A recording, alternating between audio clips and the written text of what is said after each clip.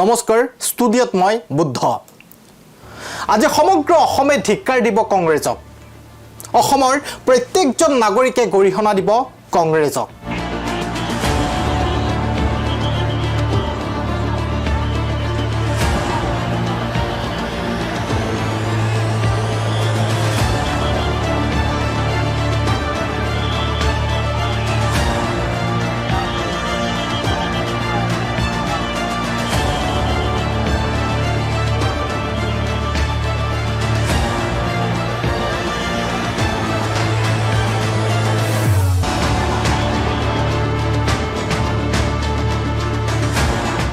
কাৰণ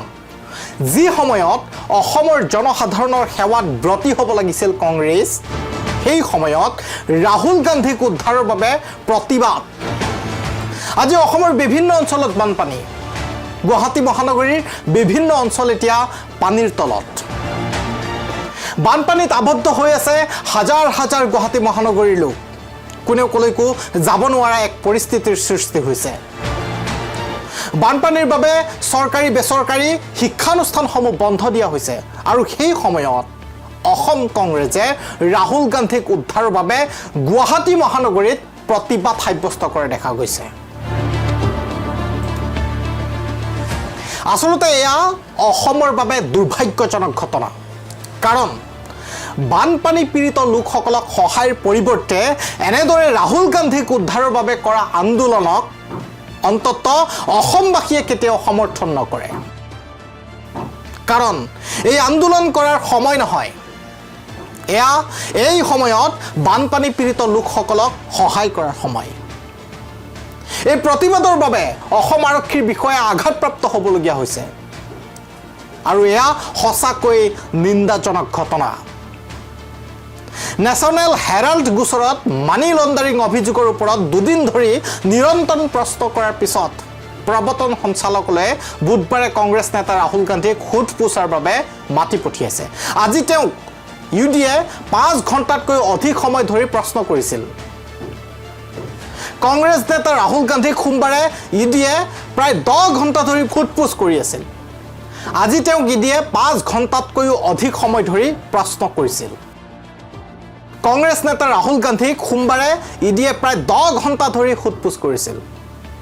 আজি ৰাতিপুৱা ৰাহুল গান্ধী তেওঁৰ ভগ্নী আৰু কংগ্ৰেছ নেত্ৰী প্ৰিয়ংকা গান্ধীৰ সৈতে ইডি কাৰ্যালয়ত উপস্থিত হয় ইয়াৰ পূৰ্বে কালি অৰ্থাৎ সোমবাৰে ৰাহুল গান্ধীয়ে এই মানি লণ্ডাৰিং গোচৰত প্ৰথমবাৰৰ বাবে ইডিৰ সন্মুখত হাজিৰ হৈছিল তেওঁক কালি নিশা 11 বজালৈকে প্ৰশ্ন কৰা হৈছিল আৰু ইয়াৰ বাবে সমগ্ৰ ভাৰতবৰ্ষত বৰ্তমান কংগ্ৰেছ সমৰ্থনকাৰীসকলে প্ৰতিবাদ সাব্যস্ত কৰা দেখা গৈছে অসমৰ বিষয়টো সুকীয়া কাৰণ বৰ্তমান অসমত বানপানীৰ পৰিস্থিতিৰ সৃষ্টি হৈছে গুৱাহাটী মহানগৰীৰ বিভিন্ন অঞ্চল বৰ্তমান জলমগ্ন অনিল নগৰ নবীন নগৰকে ধৰি বিভিন্ন অঞ্চল বৰ্তমান বানপানীৰ কবলত আৰু যি সময়ত গুৱাহাটী মহানগৰীৰ লোকসকলক সহায়ৰ বাবে বানপানীত পীড়িত লোকসকলক সহায়ৰ বাবে আগবাঢ়ি আহিব লাগিছিল কংগ্ৰেছ কিন্তু সেই সময়ত